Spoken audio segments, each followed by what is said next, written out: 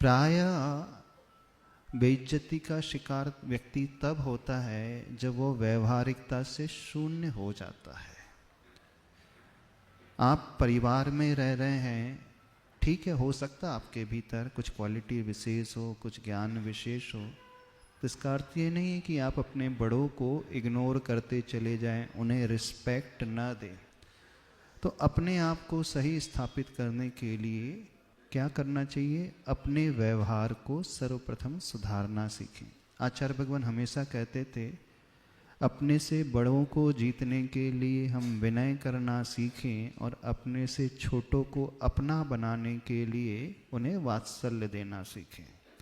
जो व्यक्ति अपने भीतर ये दो गुण ला लेगा, दुनिया में उसे कोई बेइज्जत कर नहीं सकता, बल्कि हर एक व्यक्ति उसकी मांग करता है, उसे चाहने वाला हो जाता है।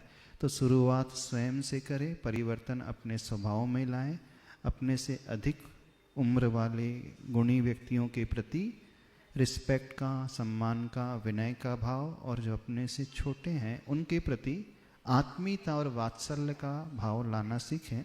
फिर देखना, जो अभी आपको आपके शत्रु प्रतीत हो रहे हैं, वे ही शत्रु आपके हितैषी बहुत शीघ्र बन जाते हैं। आचार्य ने एक बहुत अच्छा हाइकू लिखा है, मत दिलाओ विश्वास, लौट आता व्यवहार से।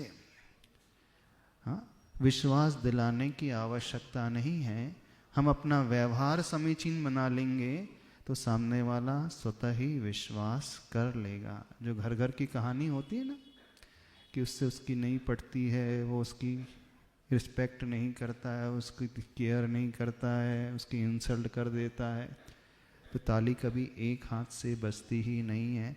कहीं ना कहीं कमी हम में भी अवश्य होगी। होता यह है कि हम अपनी कमी को ध्यान नहीं देते हैं, उस ओर ध्यान नहीं लेकर के आते हैं, सिर्फ सामने वाले की कमी ही देखते रहते हैं। ये ऐसा इस कारण होता है कि एक पूर्वाग्रह हम अपने मानस पटल पर बैठा लेते हैं। तो किसी भी प्रकार के पूर्वाग्रह को, हटाग्रह को छोड़ करके एकदम न्यूट्रल हो करके कार्य करना सीखें। और जहाँ परिवार की बात है, तो परिवार में तो आपके अपने ही सब हैं। कदाचित अपने वाले कुछ कह भी दें तो उसे सुन लेना चाहिए, सुन तो लेना चाहिए, लेकिन रिप्लाई चिल्ला करके नहीं करना चाहिए।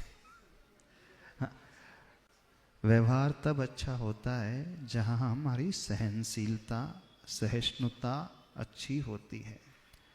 जितना हम सहनशील बनेंगे, सहिष्णु बनेंगे, तो वहीं पर हम एडजस्टमेंट कर सकते हैं, एक दूसरे को साथ लेकर के चल सकते हैं।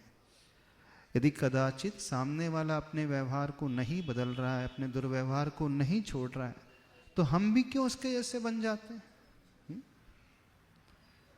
अब आप कहोगे कि नहीं, वो हमेशा हमसे जाति ही करते रहता है, हमारी इंसल्ट ही करते रहता है, हमेशा हमें दबाते रहता है, हमेशा हमें पीछे ढकेलता रहता है। एक बात पूछें आप लोग से, पार्श्वनाथ भगवान की भक्ति करते हो? तो आप लोगों को क्या बनना है? पार्श्वनाथ बनना है कि कमठ बनना है? पार्श्वनाथ बनना है। काम किसके कर रहे हो? काम किसके कर रहे हो? कमठ के। ध्यान रखो, कमठ और पार्श्वनाथ दोनों के जीव 10 भवपूर्व में सगे भाई थे। भाई थे ना, मरुभूति का जीव, बिल्कुल। तो अब आप कार्य कमठ जैसे कर रहे हो तो क्या बनोगे? फिर कमठ की क्या दशा हुई? बार बार उसे नीचे जाना पड़ा। और पार्श्वनाथ भगवान का हमेशा उत्थान हुआ, ऊपर की ओर उनका गमन हुआ। तो जहां एक परिवार के हम हिस्से हैं, तो कोई बड़ा यदि कोई दूसरा कुछ कह भी दे तो स्वीकार कर ले, क्या जाता है। एक बहुत अच्छा शेर है, जिंदगी में हमें यह भी हुनर आना चाहिए, जब जंग हो अपनों से तो हार जाना चाहिए। जब अपनों से जंग हो तो हार में ही जीत छिपी रहती है। वहाँ यदि हम ये सोचे कि जीत जाएंगे तभी हम जीते हुए माने जाएंगे, हाँ हो सकता है उससे आप जीत जाओ, लेकिन जिंदगी की उस जंग में तो आप हारे ही हुए रहोगे। क्यों हारे हुए रहोगे?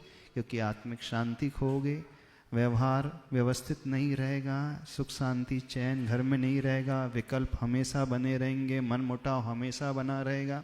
तो जिससे ऐसे रिजल्ट मिल रहे हैं, थोड़ा सा यदि हम छोटे भी हो जाए तो क्या होता है? स्वीकारना सीखे, एडजस्टमेंट करना सीखे। ऑनलाइन जिज्ञासाओं के उपरांत